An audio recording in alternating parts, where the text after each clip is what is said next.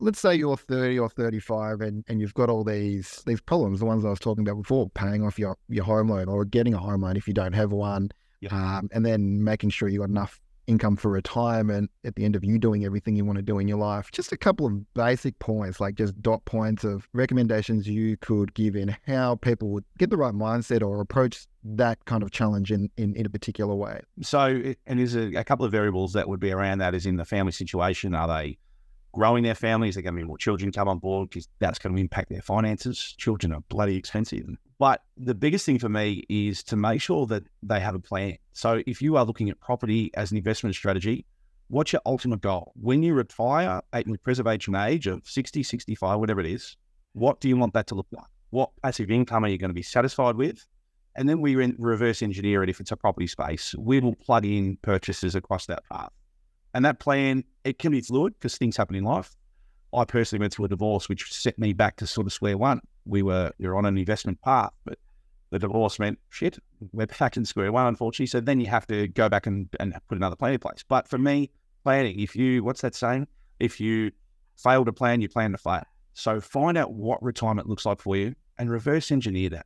And then we can move forward on that goal. So if it includes making sure that you are budgeting and not overreaching, if you need a certain amount for a deposit, picking the right assets. So we're after a growth property, then we're after a higher yielding asset to neutrally gear that portfolio. All that's done in the planning phase. So for me, it's probably planning.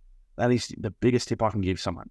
Plan to what you want that future to look like when you retire. 100%, mate. And just to add on to that, the planning is important because, for example, a client will come to me and go, I want a portfolio of 10 houses and they're all going to be around Melbourne. And I'm like, well, good luck because you probably can't afford 2 properties. And then if it's over a period of time, maybe we can get you to 5. So...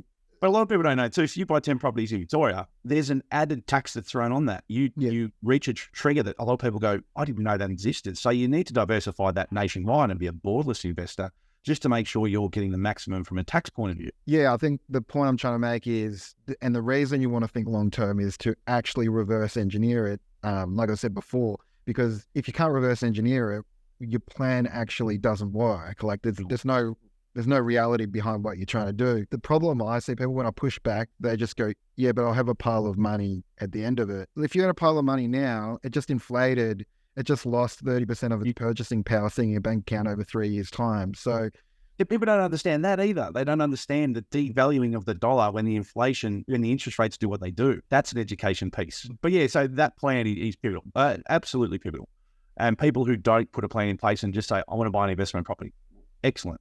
What for? What are we trying to achieve here? Oh, I just want one. Or my mum said to get one. My mates have got one and they said it's a great idea. That's fine, but we need to dig deeper into that. We need to unpack that further and find out what you actually want to achieve from it. Because the costs to buy in and out over a short period of time are so expensive. We're talking $500 million assets sort of at a minimum. So the purchase costs and the selling costs, if you're not keeping that asset for a long period of time, it's substantial. So anyone who thinks they're going to get rich investing in property, they're not looking at property. They should be looking at something like crypto if they're if they're looking at a risky asset. I'm more comfortable with the sustained growth in a property, knowing what the outcome's going to be. Yes, there's going to be dips and peaks and troughs throughout that investment period, and there's going to be hurdles. But at the end of the day, you buy an asset now, if it's the right asset, you know it's going to be worth a lot more.